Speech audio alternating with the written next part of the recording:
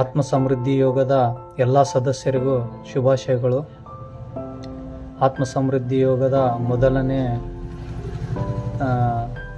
Class ನಂದು. First ಸಾರಿ ಆತ್ಮ ಸಮೃದ್ಧಿ ಯೋಗಕ್ಕೆ ಜಾಯ್ನ್ ಆಗಿದ್ದೀನಿ.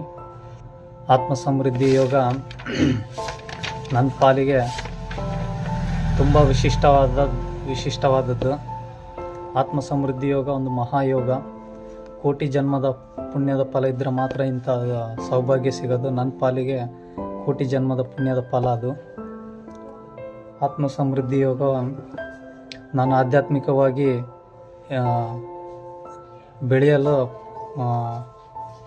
ಒಂದು ದಾರಿ ಹುಡುಕ್ತಾ ಇದ್ದೆ. ತುಂಬ ಪ್ರಯತ್ನ ಪಡ್ತಾ ಇದ್ದೆ ಆಧ್ಯಾತ್ಮಿಕವಾಗಿ ಬೆಳೆಯಲು. ಆ ಟೈಮ್ನಲ್ಲಿ ಗುರೂಜಿಯವರ ವಿಡಿಯೋಗಳು ನೋಡ್ತಾ, ಅವರು ನಡೆಸ್ಕೊಡ್ತಕ್ಕಂಥ ಕಾರ್ಯಕ್ರಮಗಳನ್ನ ನೋಡ್ತಾ, ಆತ್ಮ ಸಮೃದ್ಧಿ ಯೋಗದ ಇಂಟ್ರಡಕ್ಷನ್ ವೆಬಿನಾರ್ನಲ್ಲಿ ಪಾಲ್ಗೊಂಡು ಅವ್ರ ಮಾತುಗಳನ್ನು ಕೇಳ್ತಾ ಮನೆಗಳೆಲ್ಲ ರೋಮಾಂಚನ ಆಗಿಬಿಟ್ವು. ಮತ್ತು ನಾನು ಆ ಗುರುಗಳನ್ನ ಭೇಟಿ ಆಗೋವರೆಗೂ ನನಗೆ ಸಮಾಧಾನನೇ ಇದ್ದಿಲ್ಲ.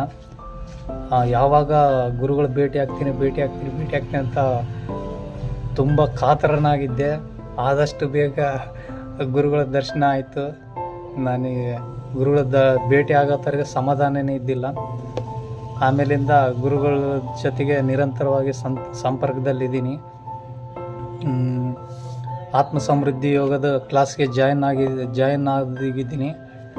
ಆತ್ಮ ಸಮೃದ್ಧಿ ಯೋಗ ಒಂದು ಮಹಾಯೋಗ. ಅದು ಜೀವನದ ದಿಕ್ಕನ್ನೇ ಬದಲಾಯಿಸತಕ್ಕಂಥ ಒಂದು